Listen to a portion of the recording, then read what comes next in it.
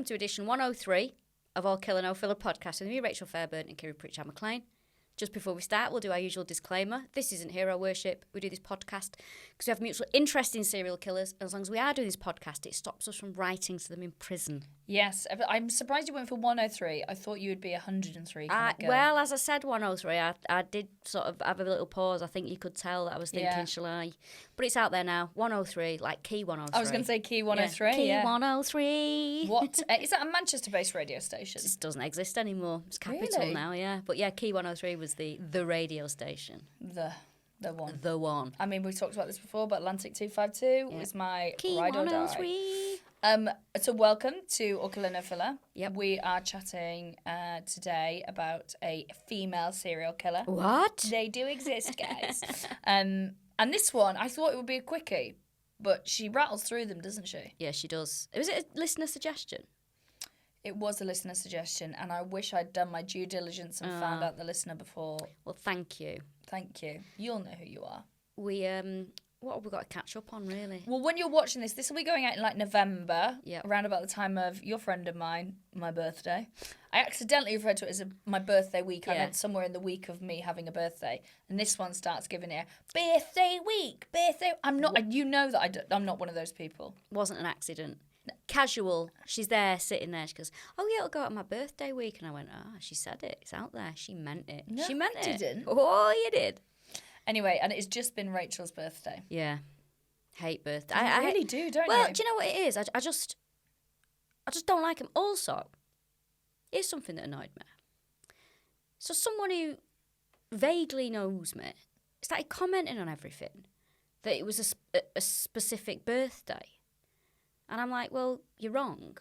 And the reason you think that is because you checked my Wikipedia. Because my birthday is wrong on my Wikipedia. The age is wrong. And I won't tell you up or down. So whoever's done that has got my age wrong. Fine. But also, I have this thing where I think people are obsessed with age, and I don't see the relevance of it. Like when someone interviews, Rachel Fairburn age, you don't have to put my age in. It doesn't matter. It doesn't matter. And it annoys me. And they went commenting on everything. Oh, happy whatever birthday. I'm like, why are you doing that? Yeah, that is strange. Especially as it's wrong. It's completely wrong. Sometimes I think people do that because they want like a connection, right? Or they want to show that they know you best. Well, they know me the worst. No, I hate it when I always get the same sort of feeling of like, ugh, when a birthday looms. I'm like, you get you look back on things, you look back on a year and you think, not that anything, I've had, every year gets better and better, but I'm like, I just hate it. I just hate the fuss around it, the fucking, what do you want to do on your birthday? Piss off. It's mad to me. I know you get quite existential. Yeah, your birthday. Yeah, I do. But, like, you look amazing for your age. But you look amazing for any age. You're a very good-looking woman. I look terrible for 7. Yeah. You look Chernobyl and fantastic for 82. And she lies somewhere between those parameters. And you just recorded live at the Apollo. Yeah. Like, amazing, like... I thought it would be a birthday to end all birthdays. And, of course, I got you, your present. You haven't mentioned that yet. Yeah. Look, pair of Liz McDonald earrings. No, I was going to say an expose on Russell Brand. You did get me there. I got you. So, last year, for my birthday, I got the Queen's corpse being dragged round from pillar to post. Yeah, I also organised that. You did organise that. And then this year, we got the Russell Brand expose. Mm-hmm. What will it be next year? Who knows? Also, our last episode went out early by accident, and it was just like, oh, mistake, we'll just put that back out when it's meant to go out. And everyone thought that we'd done something controversial. And it's like, no, it's just an error. Owen, our producer, joked that we had taken it back because we were finally able to unbeep all the names that we've been saying for all these years. But yeah. Oh. But yeah, it's... But you've had a good birthday, I think, and you've done some very wholesome activities. I'd say it's an absolutely classic Rachel Fairburn lineup. I went to Thorpe Park. Yeah. Roller coasters and the worst ghost train in the history of theme parks, in my opinion. Scary? Well, what you would anticipate from a ghost train is at least a ghost. Yeah. No ghost. Well, there was something that happened at the end that I was just like, that's not. Are you doing no spoilers for this ghost train? Are you respecting the art? Well, I'll tell you what, right, basically, it used to be Derren Brown's ghost train. Right. And obviously the contract has been up for tender. So now it is just the ghost train. Now it's just Darren Brown's. Yeah. Just say, man. And it's shit. Can you hear that right now? That's the ghost train. Ooh. If you heard that, it's just the door and the frog and bucket. But it sounded quite spooky. So, I've got nothing against drama students, and I understand. No, I understand that everyone, it's a living. It's a living. You're mate. entertaining, it's a living, fine. But it's the carriage is like, first of all, you're at a train station, and the carriage is a tube carriage. So that's not a train, really. That's a tube train. And you sat on it with other people, and it's, going... And it was just two drama students screaming about the living dead. Like, this isn't frightening. Then they take you into this little room where then they tell you some cooked up tale about why you're on this train. And then you get back on the train. And then at the end of it, a very half-assed figure appears, which has a Mexican Day of the Dead mask on, which is not in keeping at all with anything that we've seen in the thing. And as you come out, there's a bit where you think it's the end. Yeah. Great. And it's not. It's a false end. Love that. Yeah, but it's crap. Right. And there was an Irish guy in there, and he's like, just looking like... And I looked at him and he went, that was the worst thing I've ever seen. That was a waste of an hour of my life. I was like... An hour? Yeah. So he had to queue. And the ride goes on for fucking ages. Sorry, experience goes on for ages. And he was so annoyed. And then something else, like you come out and it's as if you're looking at the pictures, to get a photograph of the ride. And you go, oh my God, none of these people are on the ride. Oh my God, where are we? Do we even exist? And then a vending machine sort of collapses a bit. And then another drama student jumps up and goes, again. And this guy was just like, no. Like the utter annoyance and anger was... I think he spoke for all of us, really. Sometimes you need a straight talking Irishman to just tell you how things are, aren't they? Yeah. But also, it strikes... Do you know what's depressing about that? Is obviously that will be probably a drama student making ends meet, trying really hard and going, at least it's in the same thing. But also, they will know that it's dog shit. Oh, yeah, and imagine getting ready for work, like, putting all that zombie makeup on and be like... I've got to listen through a paper-thin wall while someone goes, that was the worst experience of my life. That was terrible. And you've just really tried your hardest on it. But also I did feel that they were overacting. Okay. I felt like if they pulled it back a bit. Just giving it a bit less brains. In fact, do you know who I actually thought would find it hilarious? Go on. Your partner. No, really? Yeah, because I turned to Tim and I went, do you know who'd love this? And I just imagined, but it reminded me of something that he would do on stage. Yeah, like so much of it just reminded me of him in a funny sort of... I would love him to have been there to see it. He's actually very bad because of his background and performance. He's very bad at watching people perform badly.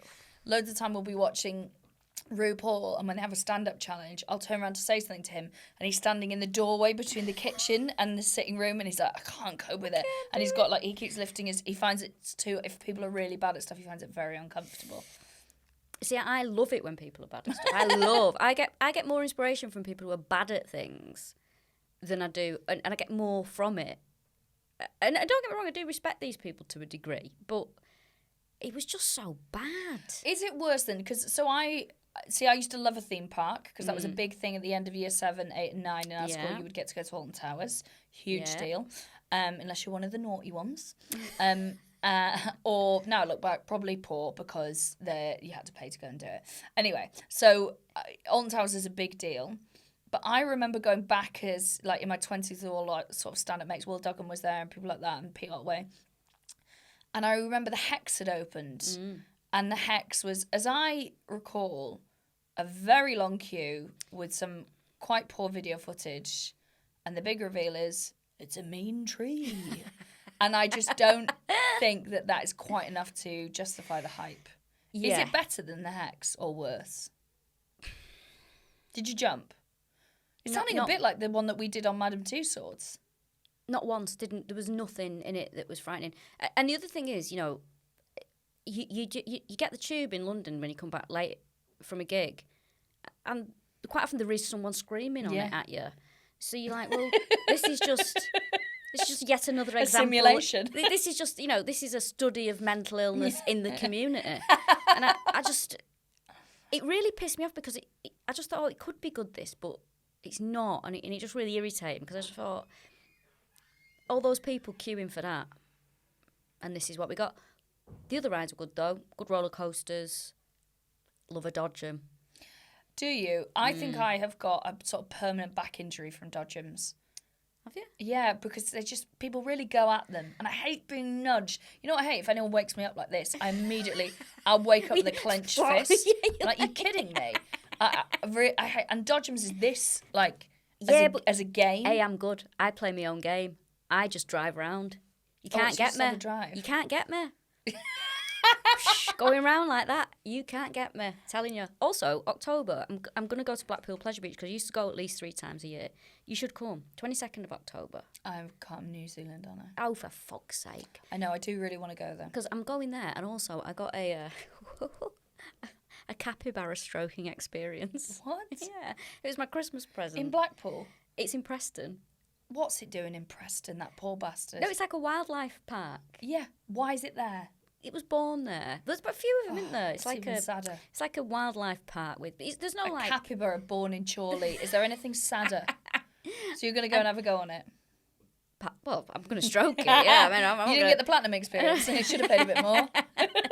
No, I like them. They're nice creatures, and I watch a lot of videos about them, and I think they're quite charming, and I just want to stroke one. Lovely. Give it a carrot or something. World's biggest rodent. The capybara, not my ex-boyfriend. I just want to stroke them, and so I want to go there and do that afterwards. But it's a shame Camelot isn't still there because you could have picked it. Camelot was on the sort of side of the M6, wasn't it?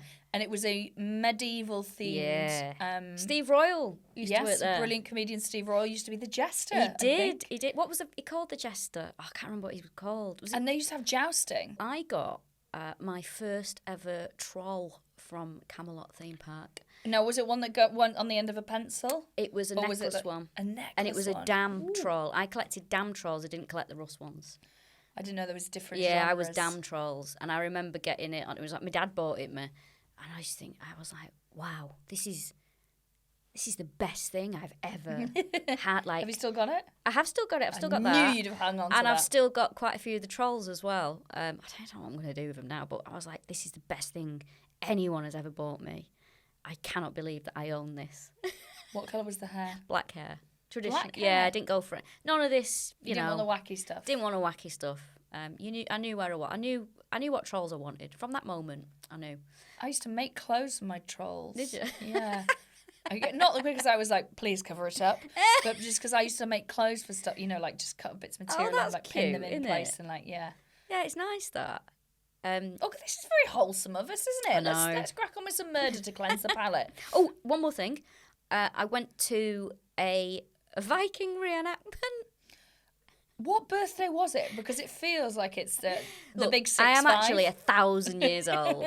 And, what happened was, I was due to go on a ghost tour on Saturday.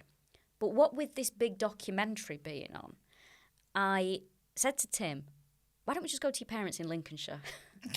And get away from it all. They've got a nice big TV. We can watch it there. So he's like, okay, yeah, fine. And we went there and had a lovely day. And then the next day, we drove to the shop just to get some bread, which is very boring, this bit. But on the way back, I noticed this sign, and it said, Threckingham Vikings. And I went, what's that?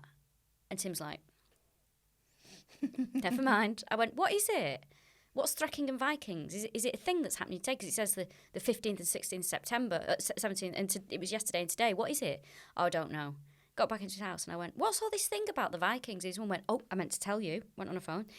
You'll love this. It's a Viking reenactment festival. I went, okay, yeah, keep talking, Julie. And they've got stalls, and I went, really? Yeah. And Tim went, do you want to go? I went, yes, I do. And then his dad went, wait for me, I want to come too. We went, I loved it. We were only there for about half an hour. I loved it. There was all people who that's their hobby, doing reenactment. Great. And they were dressed in all the clothes. And I said to Tim, look, Tim, suspend reality. We could be in a Viking village. He didn't answer me again. He wasn't interested. And then there was 2 guys using like... You say that as you're taking a card payment at one of the stores. Did you do contactless? The stores were great. Loved it. Bit expensive, but, didn't buy anything. But I was just looking and there's just a family of like 6, all different generations, just staring. As a man dressed as... an Anglo-Saxon, I imagine, with arrows in his back, just lay on the grass. They were just like eating the sandwiches. The food tent, Scandinavia.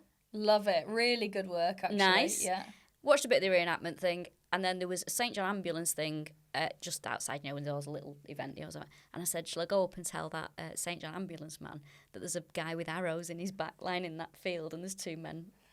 And he went, just let's go. I was like, all right. I hope it's not too authentic, knowing that the things that the Vikings are famous for. I don't think St. John's ambulance are trained to deal with that. It was very much the softer side of the Vikings. Yeah, it's having long hair and a broadsword, isn't it? As opposed to the pillaging. Yeah, and they were making chain mail. They were showing you all the crafts that they would have done back in the day.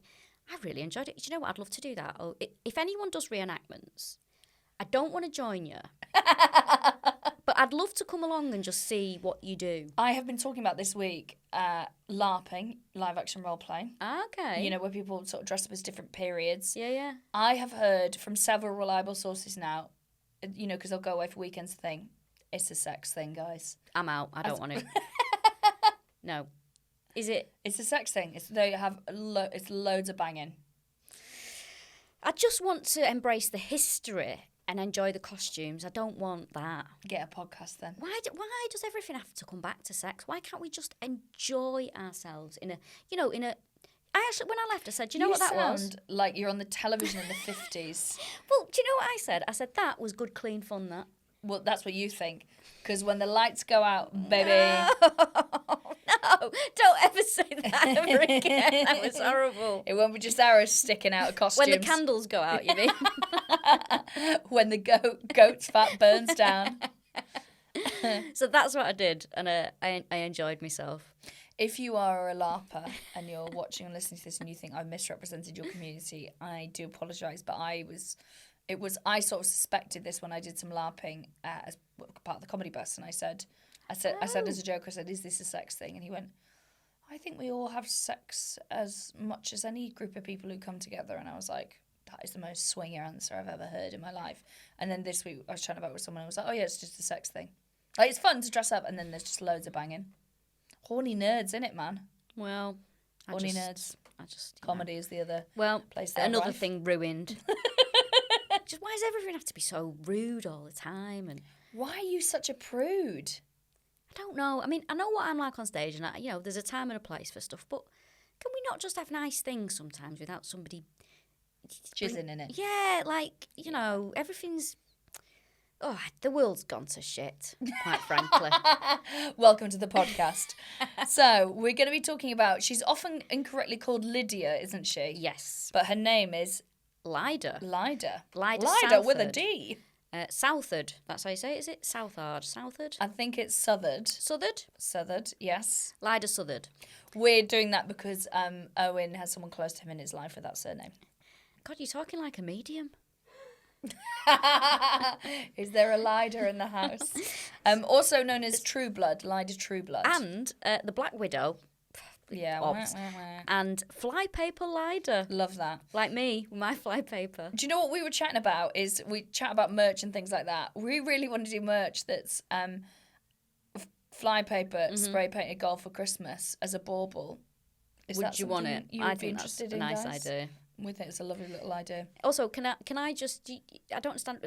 it's the most wartime thing to catch flies that I have there. Why do I always go for an old thing? I think and your moth things as well are those like sticky things. Yeah, it is. But also, there's nothing better than that, because also spray is horrible. It makes it sticks on everything. Flies have been very bad this year. We don't have time to talk about. There are a lot of flies. Oh, I've not told you this, have I? Talking of flies, did I not tell you the most disgusting thing I ever saw when I went in a graveyard? No. Right. I went. You know me. I like to pop into a graveyard and have a look. And I popped into one in. I think it was Leighton. Stop me if I've told you.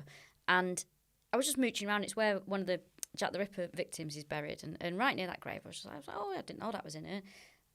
Sort of, and then I saw, and I took a picture of it because it was the weirdest thing I've ever seen. A toy plastic dinosaur. I don't know what variety of dinosaur. One with spikes on its back, possibly made up, and there was just dog shit on it. I can explain that. I was the dog. No. So on top of the toy? Yeah. Right. Dogs will quite often find something like a bit higher to shit onto. So like my dog will like find something and be like, that's the highest point, I'm going to poop on that. I don't know why. It's nice to be proud of you working it. I'm just walking around and I'm just like, why? Just everything, why? There was no reason for that. Did the dog bring the dinosaur? The dog didn't bring the dinosaur. The dog found the dinosaur and was like, I'm going to poop on that because it's higher. Do you think the dinosaur was on someone's grave and it pinched it? No, I think a child dropped the dinosaur. I don't think this is worth a deep dive. No. So we had to take a little pause then because we're in Manchester and it started raining so much and the guttering is clogged outside the window. So our producer Owen had to go out, physically unclog the guttering. I have to say, as a Mancunian, I used to get really offended when everybody would be like, it's always raining in Manchester. I'm like, well, actually, that's a myth. And every time I come up here now, I'm like, I'm losing this argument. Yeah.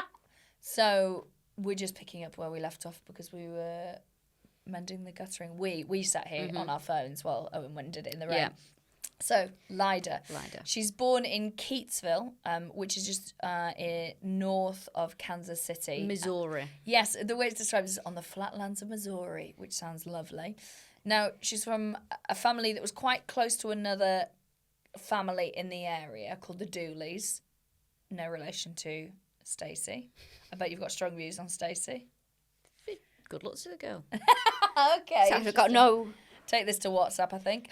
And they were two like big kind of notorious families. You know, you get that. Big, yeah. Beanox, innit? Big name on campus. Is that Beanox? A Beanox, yeah.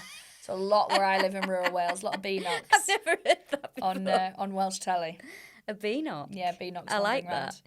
So the Dooleys, and they have like this quite close relationship, her family and the Dooleys.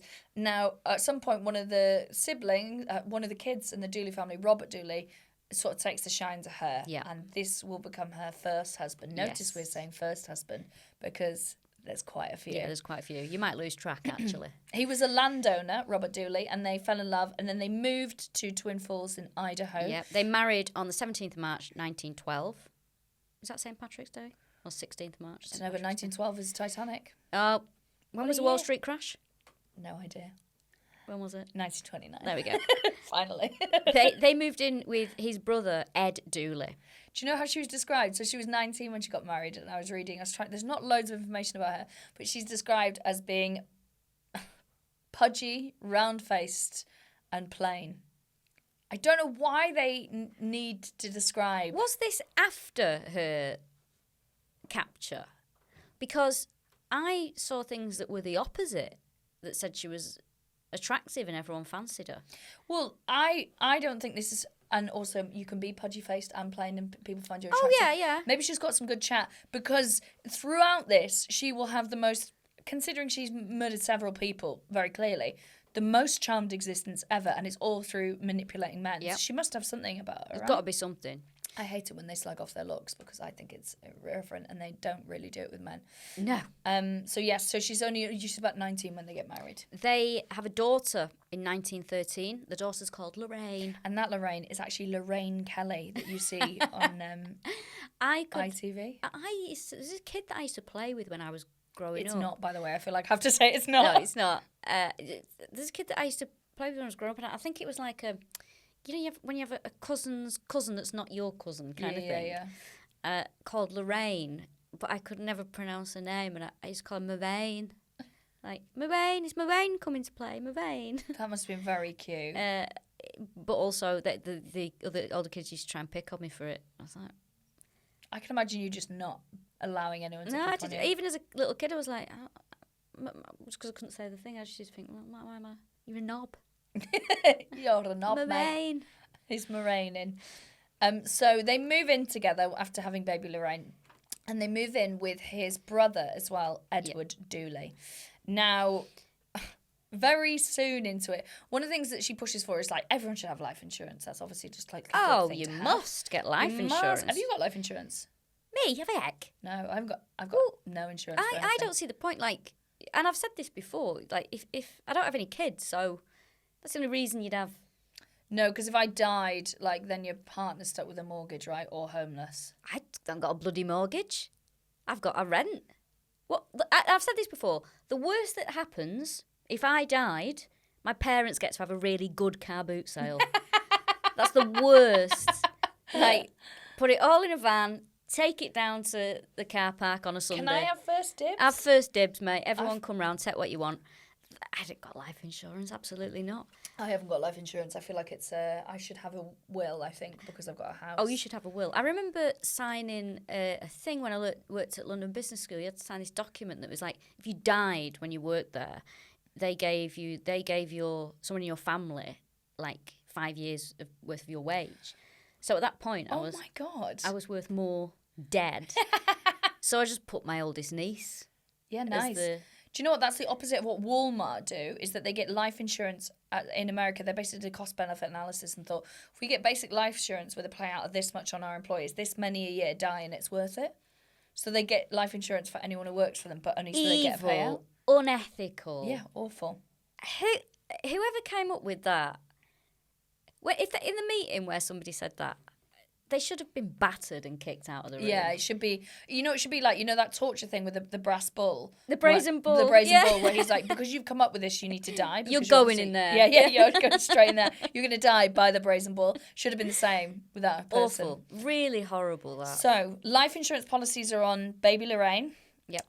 They're on Edward, Ed, the brother, and they're on Robert, her husband. Now then, Edward dies. Well, baby Lorraine dies first. Sorry, baby Lorraine dies first. Baby Lorraine dies first, unexpectedly, it said, in 1915.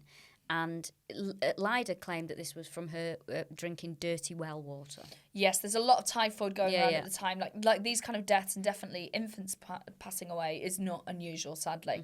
So very shortly after Lorraine has been buried and they've had the funeral and everything, Edward gets ill and then dies. Now, she goes on to say, Lyda says, what it was is there was a can of salmon that was open for too long, and he had that.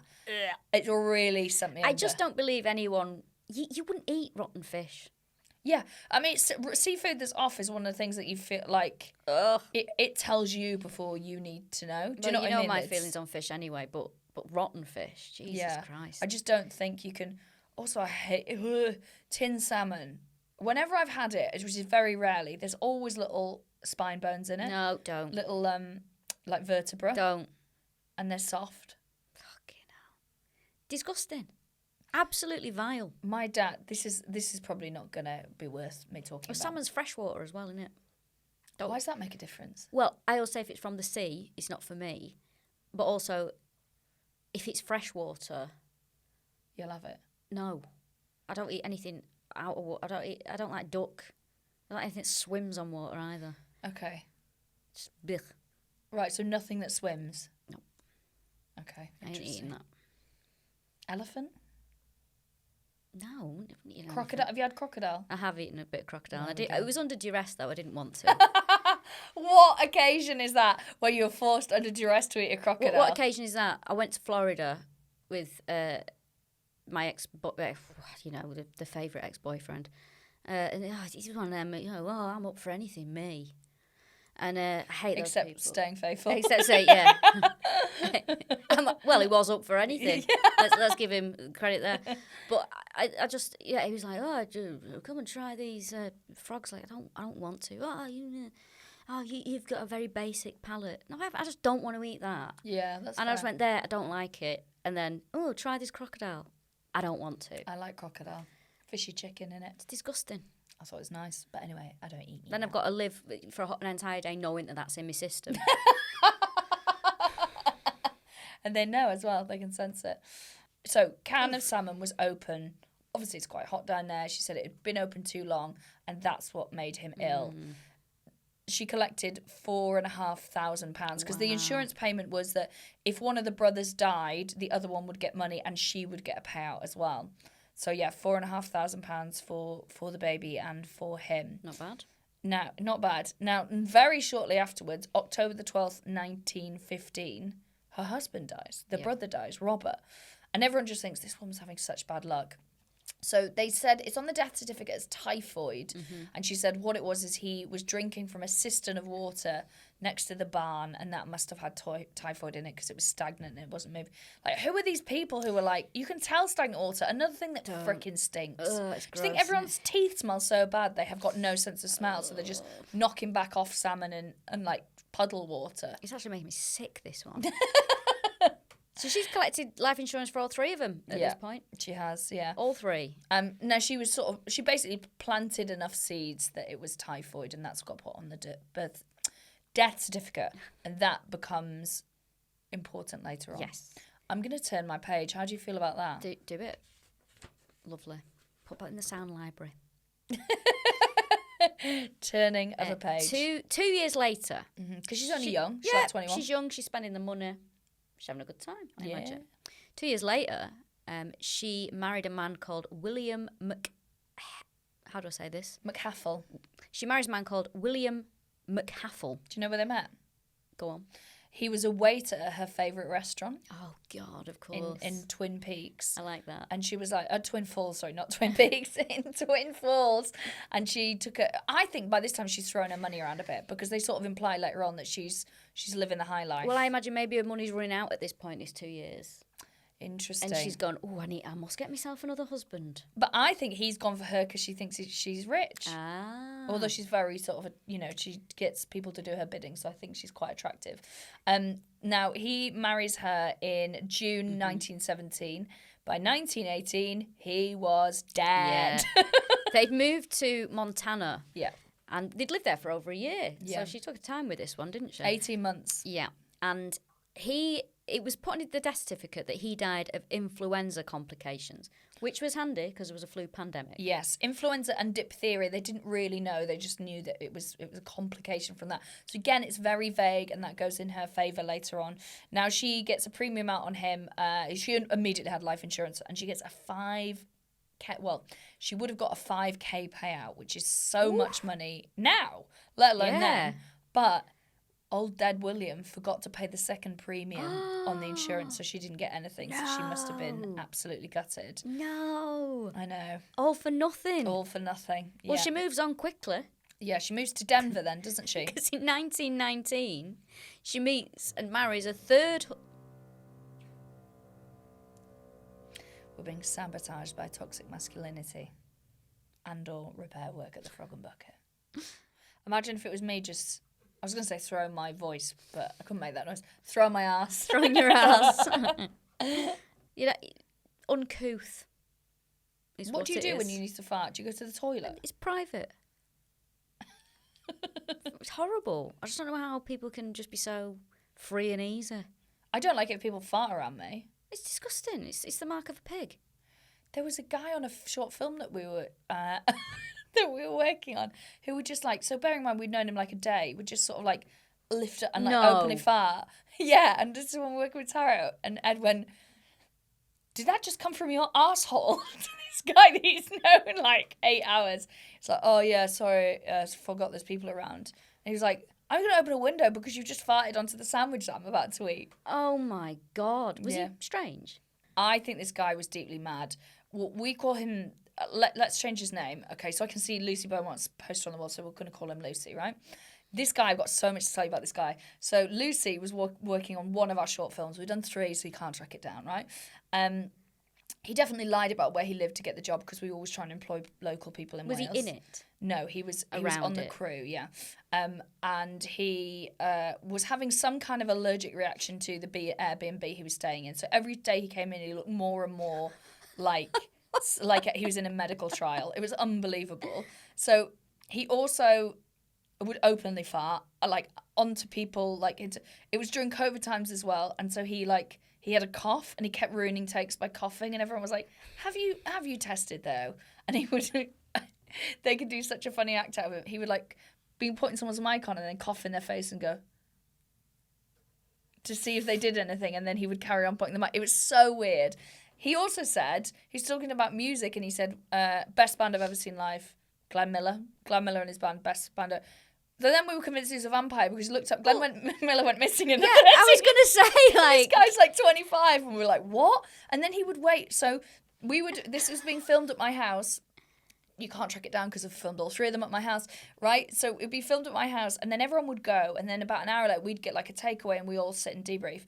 Every single time we'd sit down for the takeaway, he would be there at the door and be like, what are you doing here? Everyone else has gone home. And he'd be like, oh, you having a Chinese, yeah? Oh, I love Chinese. And we're like, okay, see you tomorrow. And like, I know that sounds really rude, but like, this is just a man in my house. He would stay behind afterwards so he could shit in the toilet and not take it home to the Airbnb. I think he's one of the worst people I've ever heard about. I will get Tara to do a list of all the mad stuff that he did. And have you seen him since? No. You know, worked him on an early film, and then when we're making other films, since we always try and work with the same people, you know, they're great, let's give them some more work. He's the only person that we're like, under no circumstances is that man coming back and farting onto sandwiches, farting into soup bowls, shitting in a toilet. Soup bowls? Yeah, like, so people would be sat there having a soup for lunch on set, and he would come and like fart onto the soup. Like, he's so horrible. And then talking about how he loves Glenn Miller. It's mad. Rachel, it's absolutely mad. I don't know what to say. We think he's a vampire. I think he's a vampire. Stunned by this. And I'm sorry, the first instance of him breaking wind, I would have got rid of him. You can't sack someone because they'll be like, oh, I've got a problem, it's a medical issue. Like, you cannot sack someone for farting. Well, you should have disclosed that before. You can't, like, this is mad. You want to take this to court? I'll go to court. It's not gross misconduct. It's just fucking gross.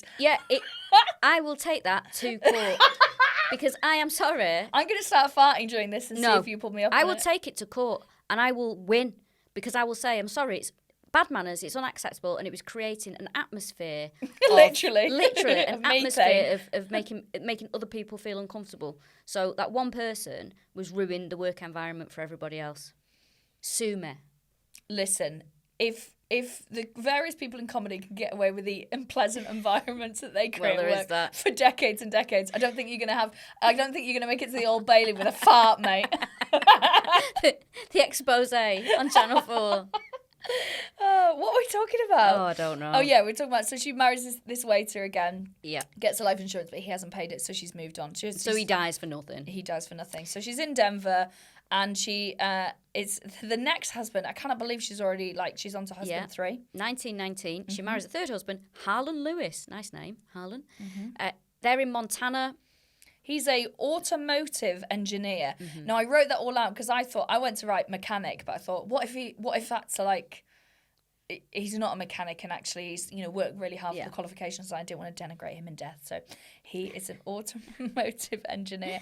Now, they were basically only married for somewhere between 3 and 4 months. Mm-hmm. And he dies then of complications from gastroenteritis. Ugh, so unpleasant, isn't it? Also, gastroenteritis was the thing that so many people in school would be like, I've got gastroenteritis. Like, everyone's got chest infection, I've got a cold. I've got gastroenteritis. And like, just say you had tummy ache. Yeah.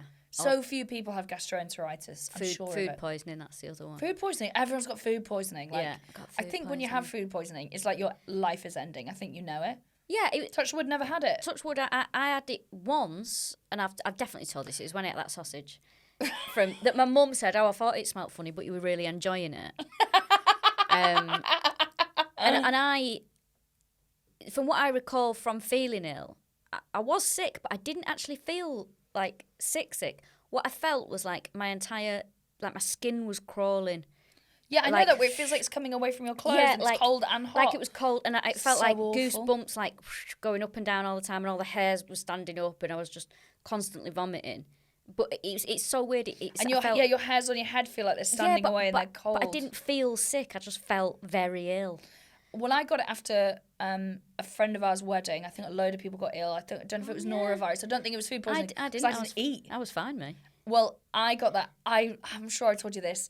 So it was the first time I was breaking into a club off the curb, right? They booked all these gigs. I remember this. Yeah, was it Halifax? It was Halifax, yeah. And you were really ill? Yeah, and I took a spare pair of trousers because the person who was the live booker at PBJ at the time, my agent, wouldn't let me pull it. It was like, we've worked really hard to get you in here. And I was like, oh, okay. So I turned up because I have 2 pairs of the same black trousers, sequin trousers. I had a pair under my arm because I was like, if I shit myself, at least I can change. I drove there with a bowl on between me and the thing to be sick into. And then on the way back, a very peculiar comedian, I've definitely told you this, was like, can I have a lift back to Manchester to stay at Will Duggan's house? I said, yeah. And I was thinking about the way he said it. I said, does Will Duggan know you're coming to stay? And he went, oh, I have stayed at his house before. And I was like, is he expecting you? And he was like, I haven't told him that I am staying. Who was that again? I'll tell you afterwards. Okay. And so I went, you can stay at my house if you want. Oh, you and he was dick. like, yeah, well, what am I going to do? Like, Fuck these people. We are too tolerant of this kind of behaviour. So I take him back. So I'm feeling really ill. I've made it a whole day. Like I'm drinking Pepto-Bismol. I've told the audience, if I run off stage, it's because I'm about to shit myself. And I was like, no, really, I'm really ill. I shouldn't really be here, but I need to do this gig. And the gig went well? The gig went well, yeah. So then I'm driving this guy back to my house. He's bought fried chicken that he's eating in the car. So I'm like... And he knows you're ill. He knows I'm ill. And then he's going... I said, oh, how's the fried chicken? And I've got the window open and I've got my head out, as far out as I can get that's legally safe. And he said, I was nearly... Did his accent then. He said, oh, it's not bad. He said, it's really gristly. So what I'm doing is I'm rubbing it between my fingers to find the gristle. And then I'll pull that bit out and I'll throw that out the window. And then I'm eating the other bits. And I was like... I was so unwell. I was like, is that what you're doing, yeah? And then I get back to the house. Is this person still gigging? Sort of every now and then. Okay. So I get back to the house. I go, here's the spare bedroom, here's the bathroom. Now, in my old house in Manchester, there was our bedroom and then very thin walls, terrace house, and then that bedroom. So then he gets on the phone and he's like, so I'm like lying in bed. And I was with a different partner at the time and he was like, who's that? And I said, oh, it's this guy's got nowhere to stay. He's going to go home tomorrow. And he's like, right, okay. And then I was like, I'm sorry to wake you up kind of thing. And then I can hear him on the phone going, yeah, this girl said I could just stay at her house. So like, yeah, but she's got a dog and so just like openly slagging off my house. And I was so also like that partner was really ill with it at the time as well and was like, who's this? I just want to shit in peace in my house. At that point, I would have gone into that bedroom and gone, you can fuck off. You wouldn't know. Yeah, but I would. I do believe you, You actually. underestimate me. I would not have it. And especially now, sometimes over the years when I've gone, all right, fine, and I've created an environment of discomfort for myself, that will not happen anymore. That is not happening anymore. That person was rude on so many levels. And then in the morning, I woke up and was like, made him breakfast and stuff. And then he was like, what time are you leaving? Because I was thinking you can drive me down to the coach station. And I was like, okay. Yeah. Anyway. Unbelievable. Yeah. I'll tell you afterwards who it is. Do I know them? Yeah, you will know of them, yeah. Do I like them? I don't think you know them well enough to... Well, then in that case, no. So, we're on to husband number 4. Yep. So this is Edward F. Mayer. He is a ranch foreman. Yep. And he immediately apparently falls for her. But... So this is the talk of the town, this relationship, and she goes in hard. So she's very well known for being very glamorous. She apparently she goes to a lot of dances to meet men. Do you think it's a case of fine feathers make fine birds? What does that mean? Do you not know that saying? Do you know that saying? I've heard of it, but I don't know what it means. If someone isn't particularly attractive physically, they can wear fantastic clothes and then people assume that they're a good-looking person. Oh, interesting. Do you think the clothes gave off the vibe of the clothes of maketh the man? Yeah, kind of thing. yeah. I think it would. Well, everything she does that they know. So she goes to lots of dances, so she's meeting lots of people. But she wears a full mink coat. Ooh, she has a covered car. They're all like, "I'm rich, I'm rich." So then these guys are like, "Hold on, there's this." What are they doing? Take him to court for that fart. So yeah, she's very sort of, she's a fine feather. No, she's a fine bird with fine feathers. Yeah. Yeah. And so yeah, she's got lots of things that exude wealth, and she's single. So I think that she's a catch. She's a catch, yeah. And he did well to get her. Yeah. So apparently she sort of went. She courted him, and he fell for it, and almost immediately proposes. And she was like, Ooh. yeah. She's feeling spontaneous. She said, yes, absolutely. So in 1920, this is only... It's a bad year. So... That's the sound of him just taking loads of Russell Brand pictures off the wall. Down while you're at it. And for good measure. Oh, I don't know if I believe that one. Well, no, did you see The Sun was like... Because apparently the names are going to be leaked over the next few weeks. But there's so much Russell Brand thing at the moment. I don't think the news could cope with it. Did you see that they were like, 80s BBC star? Yeah. And it was a silhouette, and everyone was like, Bob Mortimer. Like, no, it's fucking clearly and it's just another bald man. Anyway. Why would it, of all people, Bob Mortimer? Well, everyone was like, not Bob Mortimer. Yeah, like, no. going to break your heart even more, to be honest. And then I saw a really... I can't talk about it. We'll talk about it later. So... Don't forget. I won't. In 1920... They marry. So, like, she was... Yeah, poor old Harlem was dead in March of 1919. Yeah. And then by 1920, she got married again. Oh, my God. So she also, at the same time, told everyone in town that she didn't really love him and she's not that bothered about him, but still married him. But what she is bothered about is getting an insurance policy worth £10,000 if he dies, which is obviously a sizable amount. And then... That's huge. By September the 7th, he was dead. No. Yeah. Like, it's Is awful. Is it typhoid again? This is on his death certificate is typhoid. Now... Didn't she say she was a carrier of typhoid? Oh, really? Like Typhoid Mary? Like a near Peach Melba? Can I be honest? That Typhoid Mary is one of the few things that makes me feel actually physically sick. Have you listened to like a deep dive on it? I've got quite a lot of sympathy for her. Yeah, but she knew she was told don't go and work in...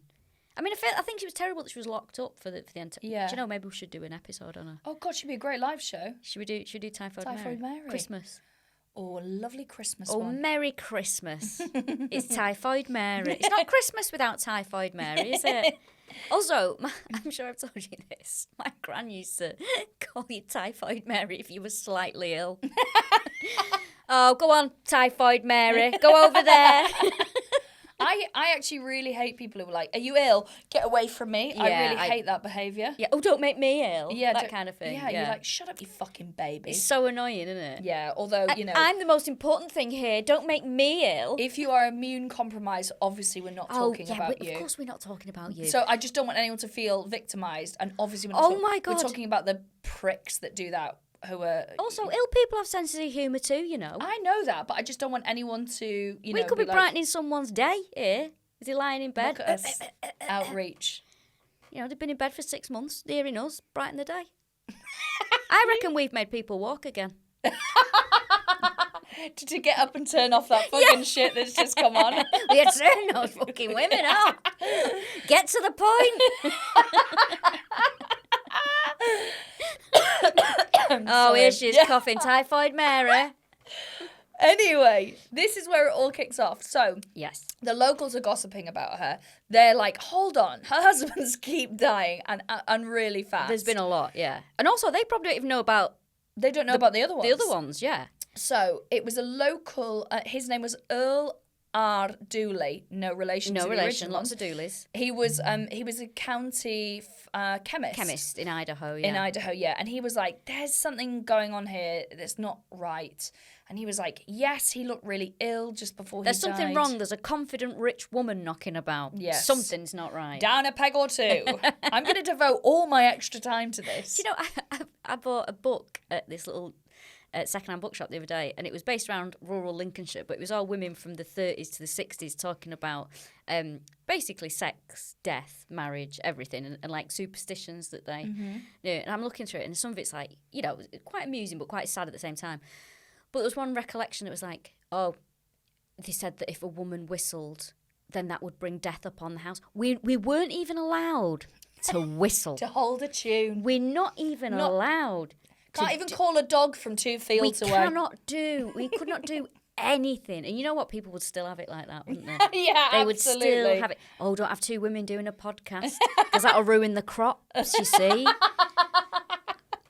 But you're just reading something and you're just like, this wasn't even that long ago and I want to throw the book into the bloody river because it's making me so cross. But carry on. What were we talking about? Oh, yeah, so this chemist sort of dedicates a big portion of his free time, his everything time to solving this mystery. Because he was like, he looked really unwell before he passed. He said, I remember seeing him outside the ranch and he was leaning up against something and he was grey and pallid and looked like he was going to die. So he was sick before he died, but he was like, hold on a second.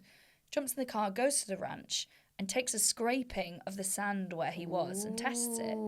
And that's good. It is, isn't it? But also like, fuck off, go and scrape your own shit. If I saw him like grubbing around outside my house, I'd be like, piss off. Did I tell you about that woman? No. So I got like a driveway because I live on a farm. You got to drive through the fields. Tell about the woman who was walking on. There's a footpath bit, and I'm like speeding down to get some, maybe even to do something like it's swap don't shop. So I'm like setting off at 7 o'clock in the morning, like speeding down. She's walking down the lane. I pulled over and are you lost? Which is my passive aggressive way of saying you're not meant to be here. Can I help you? Because I wasn't expecting to see someone. I'm like, shit. And she was like, no, I'm not. I said, oh, well, just so you know, the footpath ends back there. And she was like, yeah, I know it does. And then she said, I can't tell this story. I'll tell you the story afterwards. Because she goes, I said, oh, well, you need to use the footpath because this bit isn't for people to walk along. And she went, she was like, I think we should be allowed, I don't think there's no property. I think people should be allowed to walk everywhere. I was like, that's fine, but I also think that I'm entitled to privacy. Anyway, I was fucking brilliant. Got her to apologise to me by the end of it. And found out she lives in the local caravan, so I'm going to shop her for not paying her council tax. Anyway, don't take me on because I will get obsessed about it. So he takes these scrapings of the sand, tests it, it's got arsenic in it. So he goes, he's like, maybe I'm wrong. And he goes to a physician in another town called Edwin F. Rodenbach. So he's the Idaho state chemist. He tests it as well and was like, there's definitely arsenic in this area that he was stood on. So they go to the district attorney and they do it all in secret. They test it and go, we think there's a murder case here. So they secretly get a warrant for her arrest to do a surprise home arrest. Surprise! She's gone. That's the surprise. She's gone. But they also fled. exhume her husband, former husbands, her brother-in-law and her daughter, and they found traces of arsenic in all of them. So that time they were like, right, well, we've got, his name is, the state attorney is Frank I. Stephen, and he's like, right, let's get a proper case going. So they exhume all these bodies. Now, in this time, she has moved to California. Yes. So she just jumped a couple of states, and that's how you could do it back then. And she marries Paul Southard. Okay, yes. She says to him, do you know what? You should get some life insurance. And he's like, no, I'm already covered because I'm in the military, because he was a Navy petty officer. I bet she was like, get it. Yeah, he's like, no, I'm already covered. I don't need any more. And I think he was getting a bit suspicious about her. There was something not right. He was posted to Hawaii. And this is where... Well, they track her down. They track her down to Hawaii. Now, she returns to Idaho to face murder charges. So it's May 13th, 1921, when they go to Hawaii and they find her there. And they go to her husband and say, listen, has she tried to get a life insurance policy? She's like, yeah, but that's fine. And they went, well, look at all these people in her life. She got life insurance policies that they're now dead. And he's like, bye-bye. No, he's defending her. He said, well, she's been a mighty fine wife to me. And then he said, she could have married 10 men before me, but that wouldn't make her a murderess. Still making it a feminine. Yeah. A little murderess. So he stuck up for her. I thought it was the opposite. I thought he was like... Until, obviously, right. like, it goes to court. But she said, she plays it, and she was like, yeah, fine, take me to court. I'm happy to play, like, to see how this plays out, these charges, because they're ridiculous. And that's how she does it. She was like, yeah, charge me with what you want. This is like a kangaroo court. It's made up. She pleads not guilty. Unfortunately for her, the life insurance policies was the hard evidence, wasn't it? Because up until then they didn't have motive. They were like, well, we know there's arsenic poisoning here, but we don't know what the motive is. And then they find out all these massive deposits. So October 3rd, 1921, back in Twin Falls, the trial starts. Now, the trial is mainly based on the technical difference between a death via arsenic and a death via typhoid, and which one would have occurred first and how each one would have happened. And her main evidence was, well, there's death certificates here saying typhoid, influenza, gastroenteritis. So you're now debunking these death certificates? So that was her evidence, was the death certificates have said they haven't died of arsenic poisoning. And so she was using that. But they were like, yeah, but they're all dead and you did Yes. poison them all. You are the common denominator. Yeah, so November the 4th, 1921, the jury go away to deliberate. 6-week trial, which is a long time for them, I think. It's a lot of murders to get through. Yeah. So she is considering all this. They spend 23 hours discussing it all, and she's found guilty of second-degree murder. She's only found guilty of, she's only been tried for her last husband's murder, so she only gets 10 years, which I don't 10 think years is to much. life. But, as we see, she goes to Old Idaho State Penitentiary. Sounds charming. It does, doesn't it? But she serves a lot of time, but she escapes. Oh, yeah. May 4th. May 4th, 1931. She's having an affair with one of the prison guards. Of course she is. Of course she is.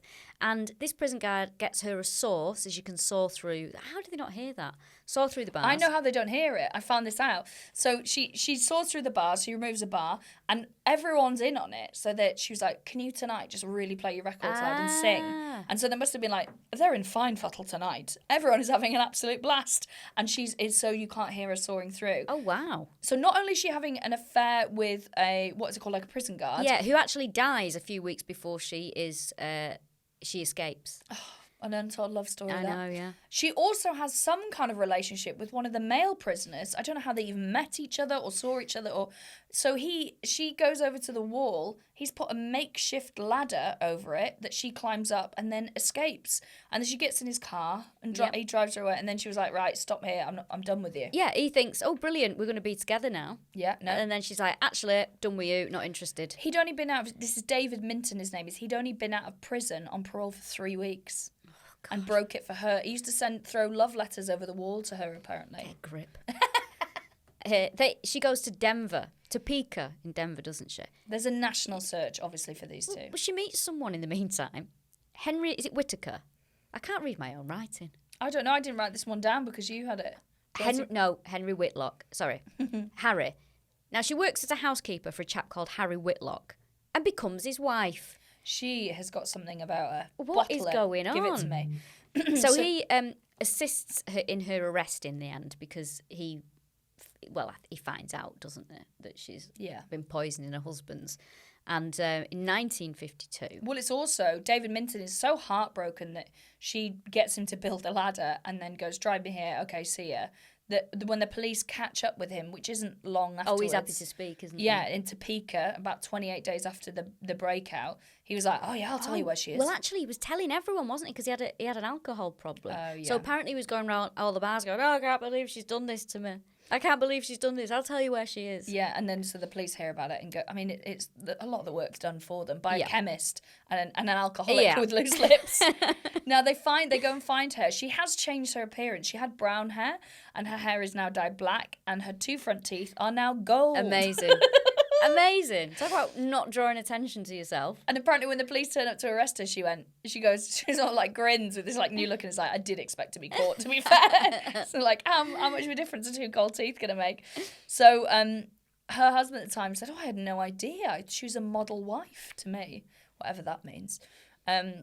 But now you mention it, she did massively push me getting an insurance policy. Yeah. And I didn't really understand why. Yeah. Now, she gets locked away again and is the result of, it's the word of the episode, expose. In 1933, there's an expose done on the prison that she goes to, and they find out that the warden, who goes on to resign as a role, his name is George Rudd, he had been allowing her to visit her sick mother. Go to the cinema. They was providing a car for her to have dates out. She would go to a local resort.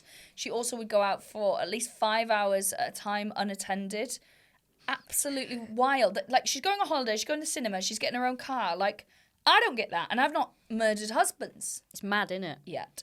We get excited when we get a car. Yeah, when to they're go like... to, it's like, oh, you're sending a car? Yeah, Brilliant. when they book you for a telly thing, like, where should we send the car to? And you're like... And I was like, oh, great. I can get travel sick before I get there. Number 1 fancy pants, please. So, yeah, this is... It all comes out in the press that she's getting this favourable treatment from this warden who ends up saying, yeah, that was bad, I shouldn't have done that, and stepping down.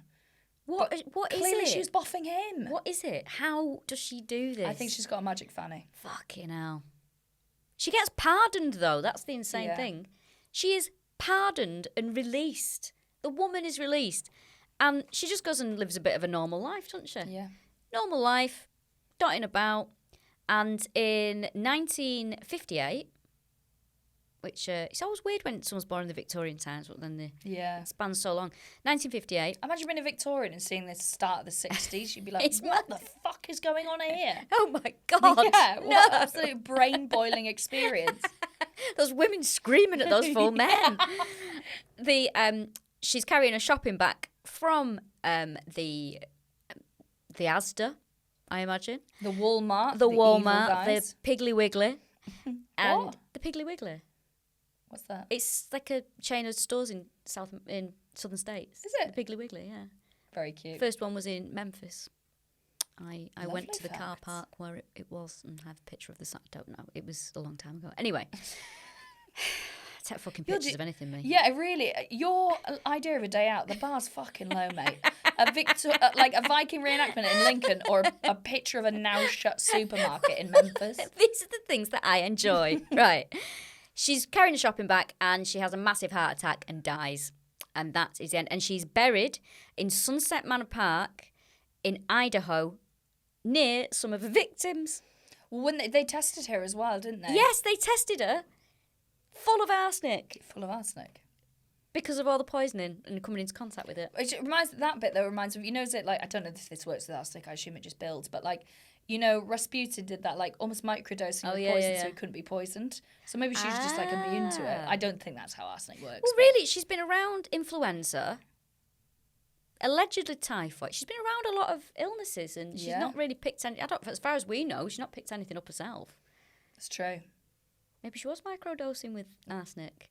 Fair play to her. Everyone's microdosing now, aren't they? Oh, God, I find it really It really is the boring conversation now, isn't it? Yeah, be like, sorry, I'm microdosing. Sorry, I don't care. Yeah, no one's interested, mate.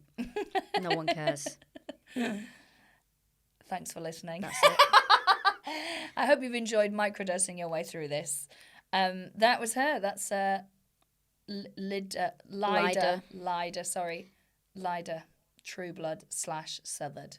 There will be, next episode will be Christmas. Be a Christmas special, guys. If you're listening to this, they'll have been to the Halloween show, won't they? Oh, yeah. Thanks so much for coming to the Halloween show. Thanks for coming to the Halloween show. Thanks for listening. And thanks for being so nice about seeing us on YouTube. You're right. We are fit. You are right. And we'll see you at Christmas, where we're going to be maybe making an Killa Filla grotto. Oh, I'd love that. Really nice. Yeah. Is that it? See ya. Bye. Is that it?